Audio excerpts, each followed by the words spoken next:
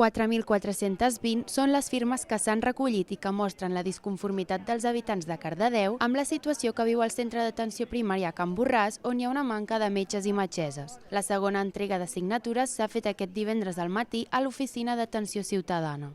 Avui fem la segona entrega de les signatures, del compromís que teníem amb la gent que va signar aquests dies aquí a l'Ajuntament de Cardedeu. El dimarts passat ho vam fer a Granollers i avui ho fem aquí. El dia 22 de desembre, representants municipals van tenir una trobada amb Joan Parellada, director del sector sanitari del Vallès Oriental, i amb Norma Enríquez, directora del Servei d'Atenció Primària del Vallès Oriental, en la qual es van exposar els diferents punts de vista.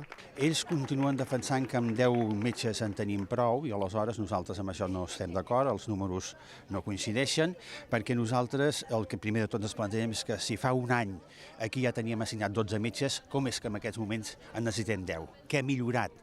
Quan resulta que el que veiem que en el CAP és tot el contrari. La plataforma en defensa de la sanitat pública de Cardedeu es tornarà a mobilitzar el dia 16, en el qual es portaran les signatures al Parc Rovira i Virgília a Vallcarca, a Joan Parellada i també al síndic de Greuges, per tal de fer arribar el missatge al conseller de Sanitat. El dia 18, a les 6 de la tarda, es farà una assemblea per decidir els següents moviments i el dia 27, a les 11 del matí, es durà a terme una manifestació que anirà des del centre d'atenció primària fins a la plaça Sant Joan.